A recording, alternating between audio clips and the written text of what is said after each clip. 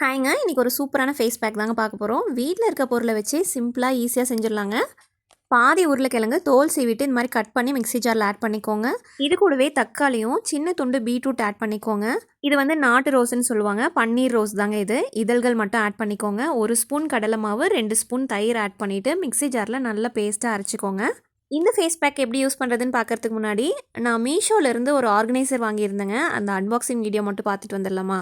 ரொம்ப நாளாக என்னோடய விஷ்லிஸ்ட்டில் இருந்த ப்ராடக்ட் தாங்க இது. இது பார்த்திங்கன்னா ஒரு 6 கம்பார்ட்மெண்ட் இருக்கக்கூடிய ஆர்கனைசருங்க. எங்கள் வீட்டில் இந்த சின்ன சின்ன பொருட்கள்லாம் எங்கேயாவது வச்சுட்டு எப்போ பார்த்தாலும் தேடிட்டு இருக்க மாதிரியான செம்ம டென்ஷனாகவே இருக்குங்க. அதுக்காகவே மெயினாக இந்த ப்ராடக்ட் நான் வாங்கணும்னு நினச்சேன். இதை செட் பண்ணுறதுக்குமே ரொம்ப ஈஸியாக தாங்க இருந்தது.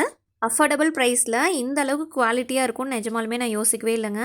ஒரு சிலர்லாம் ஒரு ரேக் ஒரு கலரில் வச்சுருக்காங்க. எனக்கு என்னமோ எல்லாமே ஒரே கலரில் இருந்தால் சூப்பராக இருக்க மாதிரி இருந்தது. அதனால தான் நான் இந்த பிங்க் கலர் ஆர்டர் பண்ணேங்க.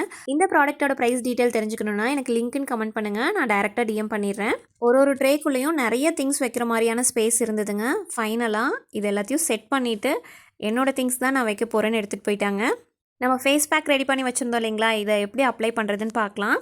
ப்ளெயின் வாட்டரில் ஃபஸ்ட்டு ஃபேஸ் வாஷ் பண்ணிக்கணும். அதுக்கப்புறமா நம்ம செஞ்சு வச்சுருக்க இந்த ஃபேஸ் பேக்கை 15 to 20 மினிட்ஸ் வரைக்கும் ஃபேஸில் அப்ளை பண்ணிவிட்டு வாஷ் பண்ணிக்கலாம். 1 வீக் வரைக்கும் ஃப்ரிட்ஜில் ஸ்டோர் பண்ணலாங்க. ஆனால் முடிஞ்ச வரைக்கும் ஃப்ரெஷ்ஷாக யூஸ் பண்ணுங்கள்.